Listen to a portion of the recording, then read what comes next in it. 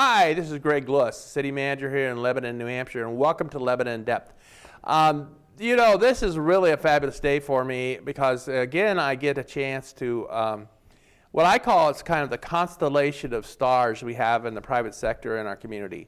And we just, if you don't realize how many really bright, shining stars we have in our private sector community here, you should take some time and explore that.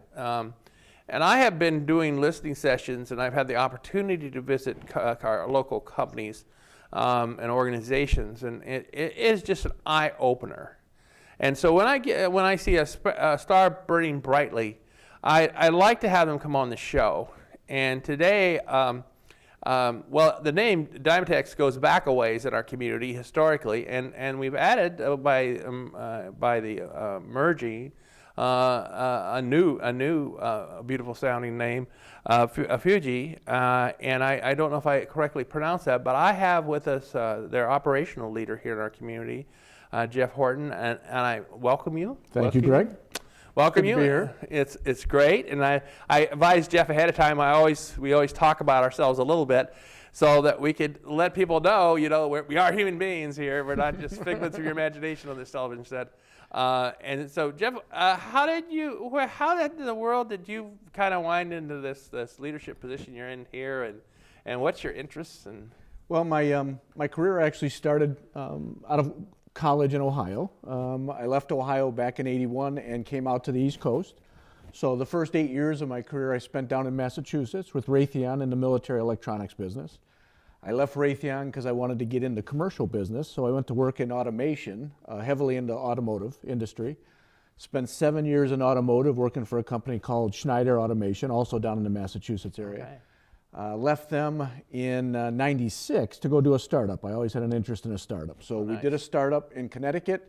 It was fun, it was interesting, it was thrilling, it was anxiety driving, and just about it was definitely all high of that. Anxiety. Okay. It was definitely there, and that lasted 3 years. We didn't quite make the turn, but after that, I started investigating opportunities and became aware of, at the time, it was called Spectra up here.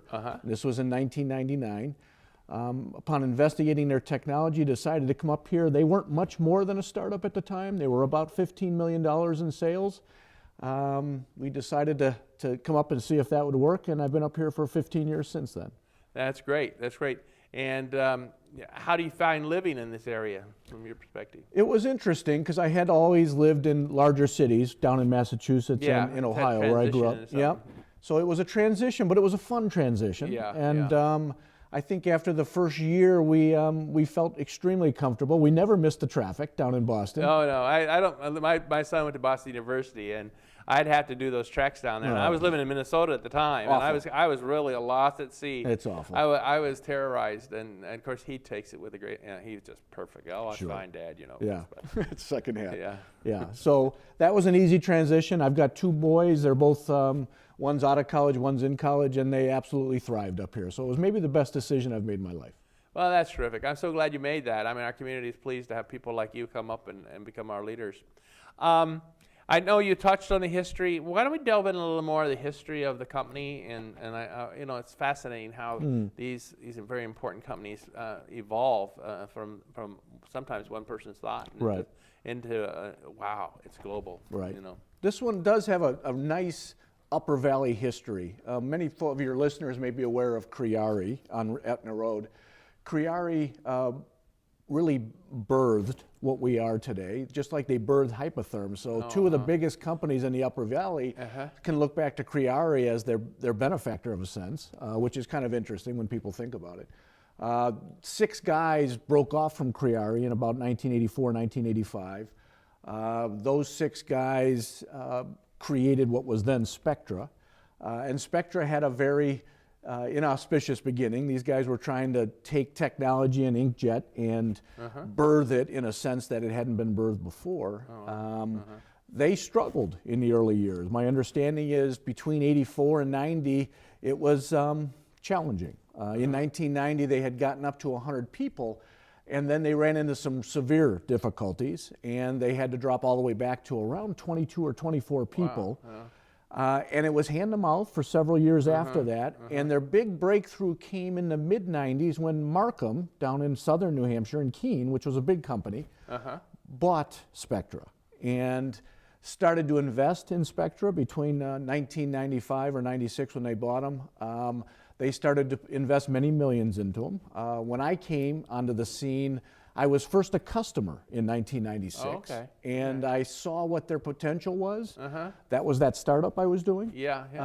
And even when the startup failed, I talked to these guys about where they were going to go from here. And I was convinced that they had an interesting opportunity. Markham was a strong benefactor to them. And after 1999, we were maybe $15 million in sales, and we've grown 10 or 15 times from that since then. So it's been an interesting ride.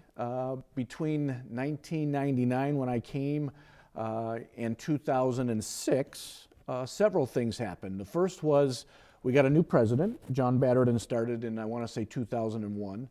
John was tasked by Markham to build the business and eventually position it for either a spin-off as its own standalone company or for sale. That was Markham's thought for a long time. So John purchased a silicon fab out in Silicon Valley in 2002, and we started to marry what was going on here in New Hampshire with silicon business out in California. In 2005, we changed our name from Spectra to Dimatix, and the thought process there was to tell people that we were in the digital materials industry. Dimatix was born of that. And then Digital in age. Digital age, exactly. So in 2006, then Markham was considering either going public with us and spinning us off, or selling us. They got a great offer from Fujifilm at the time, and that's how Fujifilm and Dimatix came together, as you said. And since 2006, Fuji's owned us, and they've invested a large amount of money in our capabilities. Much of our technology, much of it in California, they've used to build products that they've brought to market. And I think it's been a marriage that I would have to say is as close to perfect as you can come. So that's a little picture of our history. Well, you know, that's really incredible when you see that, you know, the up and down there, and the hit, you know, the drive and perseverance that had to be shown by those that are in leadership positions, and the workers who had to, you know, carry out and follow, you know, probably some new thinking. Very much. And try and, you know, being nimble enough to move through this whole thing. Right. That's quite It was interesting. quite a challenge and quite an endeavor. A great opportunity. Now, if we were going to talk about some important events in the life of the company, and I wondered how you would characterize, you know, some of the things that, you know, strike you over the years as. Wow, there's so many of them. To pick out a couple that really strike me, certainly Fuji's purchase of us opened up our abilities because of added cash flow to what we might want to do, and they definitely fostered growth. That was huge. I think the investment we made in 2001 in our silicon fab in Silicon Valley was huge. We were way ahead of the marketplace in identifying silicon as a key material set as industrial inkjet started to grow. I would say in many senses we're 5 years ahead of our competition on that front, and that was because of the foresight that John Batterton and others had back in 2000. He could see something out there. He could see a vision thing. He could see some sort of preferred future that people would look at. And it's amazing how some people have insight like that. Absolutely. It was critical to our future. And as a result of those early choices, I would say we have a very nice niche in the marketplace, and we also have a lead on our competition in certain elements that we're able to leverage. You know, because when I was trolling through the various linkages in the websites as I was looking at it, and I've been looking at it for several, so we had a meeting a while back, and then we were kind enough to agree to come on the show, and I look at it, it's just fascinating. You know, I was looking at the West Coast, you know, the silicon connection, as you were mentioning, and our connection. And I hear, you know, it's really interesting how these places, these important place, that these places have that's just the right types of elements that come together, and in the Upper Valley, and then out there in Silicon, and add that feature. And then I started migrating out to the different locations of Fuji and looking at them all over the globe. and yet realizing they came here and they are part of us. They are. And you're part of them, and that's quite a story. It is a that is a story. story. If you back away and look at it, from, that's a very, seems to be, how could people, the people, early founders, could thought that this would be the case, that this is how the Upper Valley would find itself, and it's remarkable. It is remarkable. Yeah. It's just remarkable.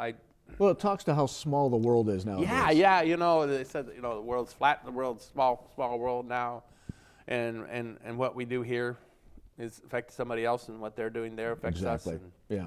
And we can't isolate ourselves or silo ourselves up to be so narrow and so parochial. I think most people, if they look at Hypotherm and they look at Fujifilm Dimatix, as you said at the onset, probably are starting to realize they have two wonderful diamonds here on the Upper Valley that are world-renowned.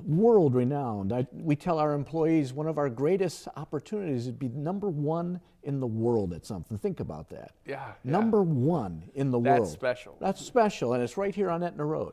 Yeah. It is so special. Yeah. And I really love that. I really love that story. That kind of touches me. It's so wonderful. And I guess it's the evolution of the thinking here behind the leadership and the people that are involved so much in this, about the vision and mission of the company.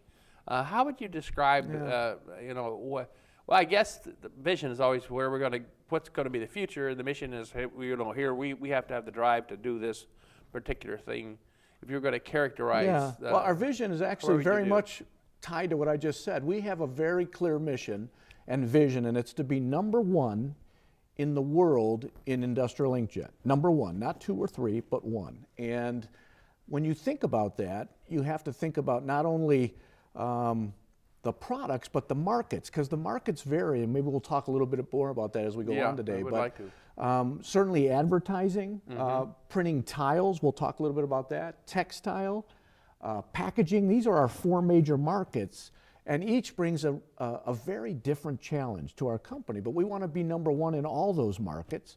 We also want to be viewed by our customers as having the most robust and long-lasting product in the marketplace. That's what we want people to think about when they think of Dimatix, that boy, that product is quality-wise the best there is out there. And that's a real simple vision that we communicate to our employees, and every day we go in the building, we think about that. Top quality, number one in our chosen markets. It's simple, it's crisp, yet it's something to hang your hat on. Yeah, and what's going to take for you to achieve that? It starts and ends with people, Greg, to be honest with you. When you were visiting our company several weeks or months ago, we had talked about how we're trying to draw people into our business, right? I can't tell the public here in the Upper Valley enough about our culture is such that people matter first, second, and third. It really is the only way you're going to have an opportunity for success. You still have to design the right products for the right markets. You still have to have strategies with those products through marketing, through business development. But if you don't get the right people, you can't even get past first base. So we spend a great deal of time searching the globe for very unique specialties, very unique skill sets, and we try and induce them to come here to the Upper Valley.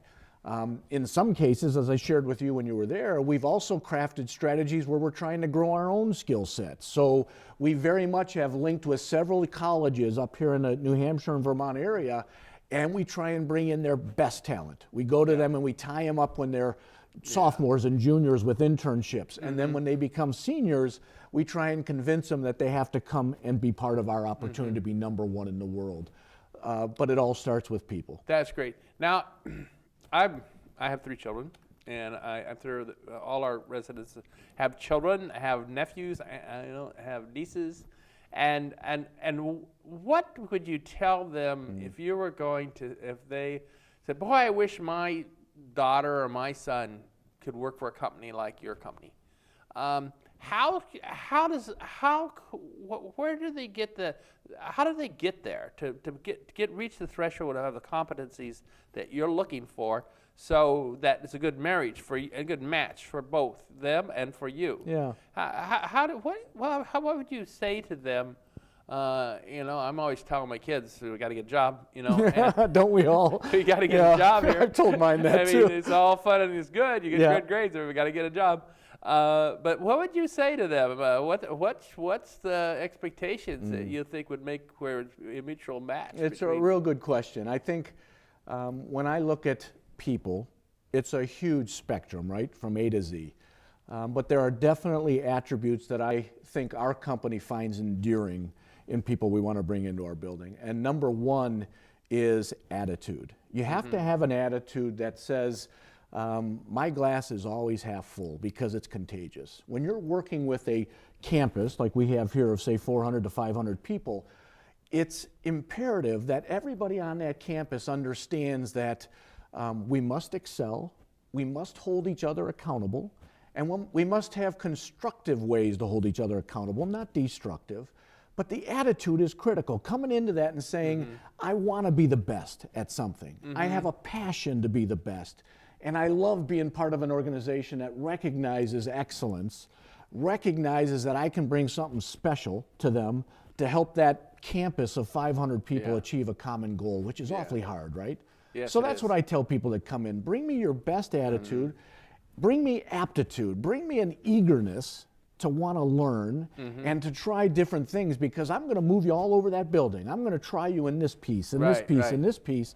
And if you talk to some of our folks that work for us, we've got people right now in China that have never left the U.S. They came to work for us from Enfield or Claremont or right here in Lebanon or Hanover, had no idea that they'd have an opportunity after being here for several years to go into a service organization and go over to China and work in a factory of 50,000 people. They had no idea, and now that's where they're at. That's what I'm looking for, somebody that's willing to really take chances and really show me that they want to shine. Isn't that incredible? Because I'm similar, looking for the right people, because that really is everything. Critical. Everything. And I always talk about, I'm looking for focus. I'm looking for someone with focus and how they're going to exert that focus. And I'm looking for somebody that's flexible. Like when you're talking about moving around the building, this isn't a place where you go over there and sit in that room do this. I mean, that's just not going. That's not the world that we live in today, and to be successful. And then I always talk about being friendly.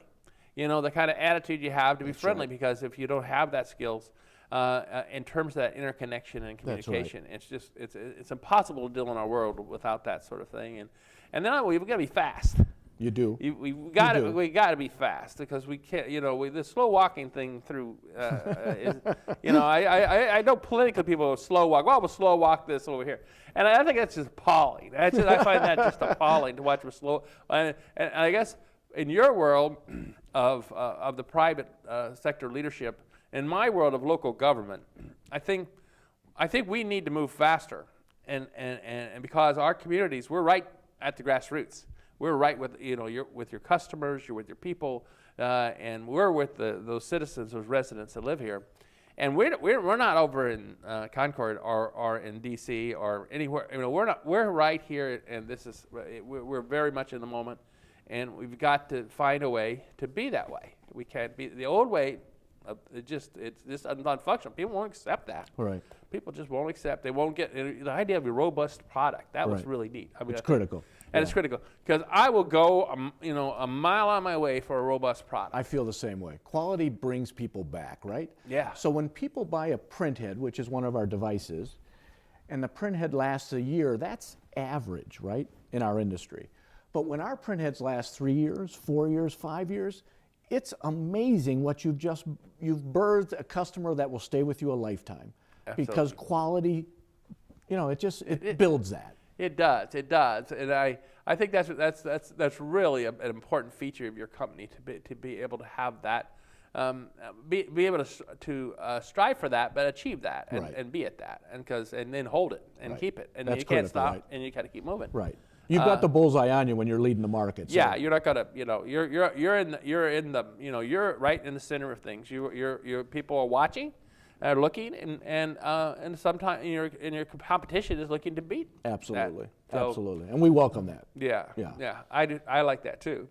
I think we get into some of the we were talking about goals and outcomes that you're pursuing at this point. I know we want to talk about operations too. I don't know which order you want to tackle Well, that. let's talk about goals first. So goals are fantastic, right? You got to know what you're striving to achieve. It's one thing to say we want to be the best in the world at something and we want to have the best quality, but then you need to take it down several layers from that. And that's what you got to do yearly or if you're going to be effective. So we have very discrete goals that fold up into higher level goals. So as it talks to things like market growth, we'll go into a particular region, let's say the Far East, and we'll say we want to achieve $50 or $75 million in the Far East in 4 years from where it is today. Or we'll talk then about layers below that as far as how do you make that 50 to 75 million happen. And it has so many steps to it, right? We'll do the same relative to quality. We'll talk about things like what's most important to our customers on a quality front. Well, one element, and I could talk about several, we'll just talk about one, is out of box. Think about that. When a consumer, when you and I pick up anything at the store, let's say it's a stereo, the last thing you want to do is get home, open that stereo, and find out it's got a big scratch in the front, or it's got a knob that's bent, or whatever the case may be. It's critical in our industry as well. So we strive for an out-of-box failure rate of 0. We want our customers to be delighted when they open that box, and that's critical. Right now we're at 99.94% acceptance, but we're still not at 100. So that's the goal. Make it so when they open that box, it's extraordinary. Goals go farther than that. We have cost out. Cost out's critical. You talked about speed. It's relevant, right? Cost is just as relevant. Every year we try and take 6% out of our cost line. That's brutal. Companies that are most successful will tell you they've got to get cost out of their cost line every single year. 6% does not happen without great effort. So you get that in scrap reduction. You get that in continuous improvement initiatives that make you more efficient. You get that in material reductions and working with your supply base to find a better way to take cost out. And the list goes on and on. So every year we'll say 6% cost out, and there'll be 30 projects underneath that fold into that. We'll talk about this year, for instance, we had a major initiative that we started called our Information Architecture Initiative. We knew that we had grown to a very large state. We've doubled in the last 4 years, and that our information architecture had gotten strained. So we had to reinvent ourselves as it relates to information management. So we started a 3.5-year initiative that has many phases to it, and each of those phases is going out over the next 3 years to talk about how we improve our ability to manage information, use that information to grow our business. So those types of goals are critical, and we have them in spades. We always call it our top 10, and any of our employees will tell you that we have our quarterly all-hands meeting. And in our all-hands meeting, we go through our top 10, and we say, okay, it's report card time, and I say that to the kids around Lebanon. Report cards don't stop when you leave school, kids. It goes right out until the time you retire. Yeah, we have our report card. Every quarter, we pull our top 10 up and say, how are we doing on growing our business in Asia? How are we doing on delivering our information architecture? Are we falling short, or are we hitting our 6% goals out? Every quarter we give ourselves a grade, and I'm proud to admit that the last 4 years we've hit at about 85% of our top 10. It's incredible and speaks to the commitment that the people that we have at our company and here in the work ethic in the Upper Valley bring to my company. They're really committed. They absolutely are. It's a self-directed commitment. And it's almost, once you get the ball rolling, it's momentum, and we've got that right now. That's great. That's really great. That's exciting. And I like the quarterly, where you have the whole organizational wide meeting and look at the fundamentals that you're trying to achieve in terms of your goals. Absolutely. Let's get into the nitty-gritty of some of the operations then, and because I think some of the stuff you're doing are just amazing here, and people don't know what's under the hood. And we give them a little insight on what might be under the hood. So our business has really got two facets to it. We have 2 campuses that are operationally supporting the business. We have about 90,000 square feet here on Etna Road. And we also, interestingly enough, have just about the same square footage in California, 2 90,000 square foot campuses, and both comprise 4 buildings. We have 450-ish people here and about 250 out in California. Operationally, we go after 2 very different but related market segments here in New Hampshire. Number one is industrial printing devices, print heads for people that want a simple phrase. But it's not what you'd expect to see in your desktop printer at home. You know, the small office, home office, little cartridge. Yeah, little cartridge. We couldn't be farther away from that. An industrial print head is a big device. They're many thousands of dollars in some cases, all the way down to maybe $500 in some cases. But they're robust. They're intending to print in machines. So our biggest customers in that portion of our business are machine builders. So we sell our print heads to machine builders who can stack up 2 in a machine, 50 in a machine. In some machines, it can go up to 800 print heads in a single machine. And that single machine may be 20, 30, 40 feet wide that has a big print carriage. And it's printing anything from advertisements. We're involved, as I said earlier, in tiles. The tile industry is fantastic. We're in textiles. We're in packaging. So that portion of our business continues to grow because it's fundamental that inkjet is becoming, I guess you could say, found again in certain industries, because you really could say we're a pump.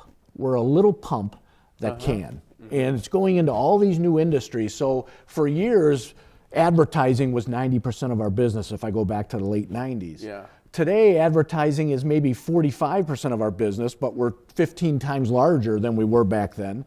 But now markets that didn't even exist back then are part of our business, as I said, like ceramic tiles, printing on tiles, or textile. And textile's massive, right? Yeah. It's a carpet that we're sitting on here. It's the clothing you and I have on. It's car seats. It's silk ties. It's curtains. It's, oh my God, it's A to Z. Yeah. And the thing that's fascinating to me, less than 2% of all of the output in textiles is solved by inkjet today. That means that 98% of that market is available for us to take, and that's our goal, to go take it. So operationally, we are constantly going after new markets, and that's where the second half of our business comes in. The first portion is the print heads. The second portion, much smaller, is our business that we call solutions, the Dimatix technology integration. Our solutions business is really tasked with going out with a solution instead of a print head. We don't go to a machine builder for this. We're now going in industries that didn't even think about inkjet as a solution before. And we have a small group that builds machines for them that goes typically to end users. Because of confidentiality, I can't give you the names of some of these end users, but I'll tell you they are household names. They're names of companies that you would say, oh my goodness, I didn't realize. And we're printing on things like diapers. We're printing on wood floors. We're printing on... So you can use any media. Absolutely. Solar panels. We're printing on food. We're printing on electronics and handheld devices. It goes on and on and on. And these are all new industries to inkjet. And our goal is to have each one of those industries fall in love with what inkjet can do.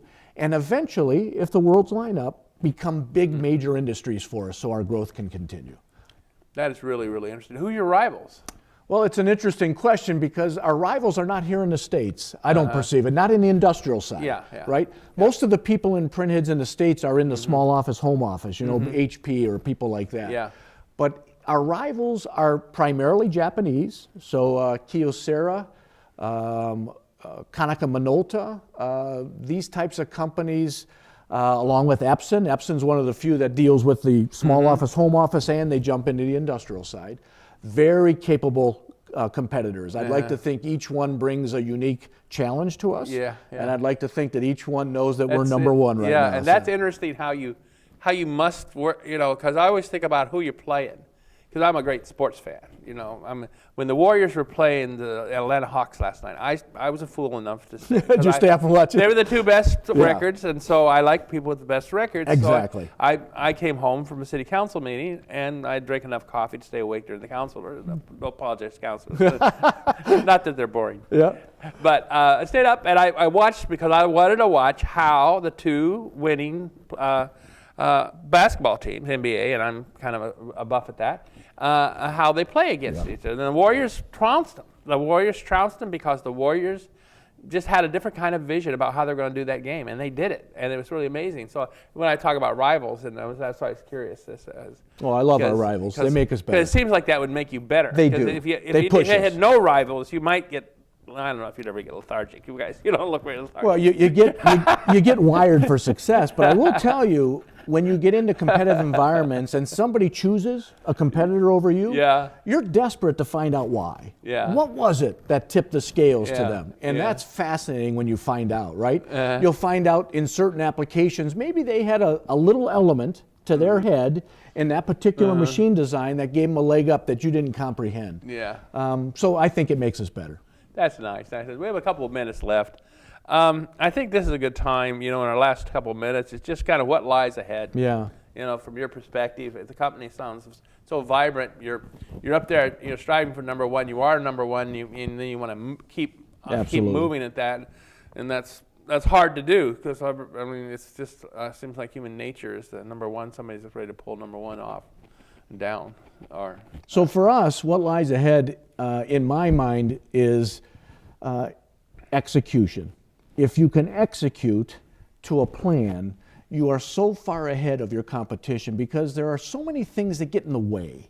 Yeah. It gets cloudy out there, but you've got to find a way to push the clouds aside, force them aside, and execute to your plan. And if the plan needs to be adjusted, that's okay, right? You're constantly assessing whether or not you've got the right vision, but execution is key. Second, what lies ahead is, I think, amazing growth. I believe the company, even though it's grown tenfold, just doubling in the last few years, I believe we will grow tenfold again over the next 20 years. So for us, we're investing in our community, what you and I enjoy up here. We're investing in our sites. We're bringing in the best minds around the globe, as well as people that have what you and I talked about earlier, which is attitude and aptitude.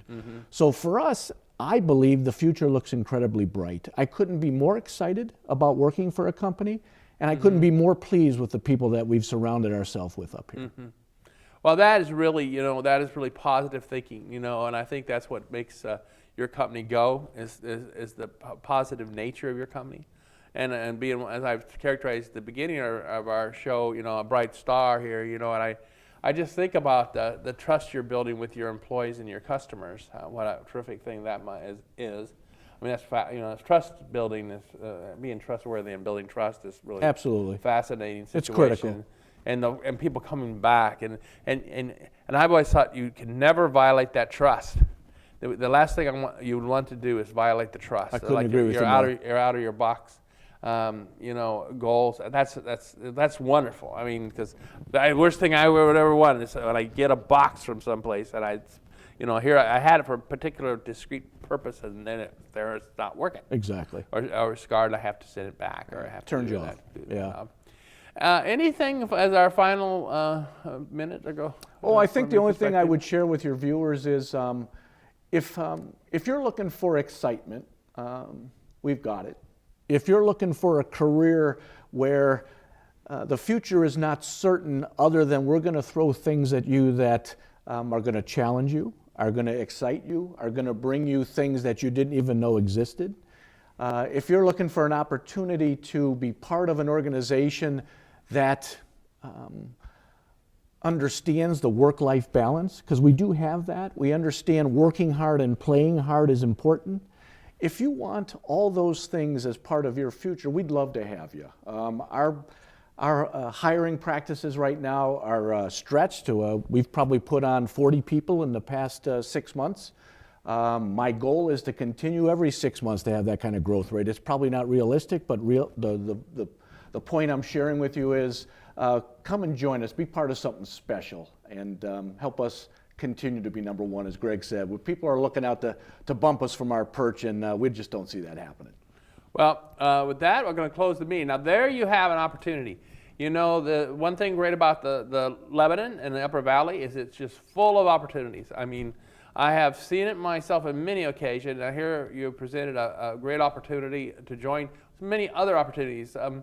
Boy, if I had some children out there that I had thought might have some of the stuff that the right stuff that Jeff's talked about today, let's tell them to wake up and smell all the roses, and it's time to get in there and try your hand at something. Exactly. Thank you very much, Jeff. Thanks for coming. I appreciate it, Greg. This is a good show. We enjoyed it a lot. Here we are in Lebanon, one of the best places in the world to live.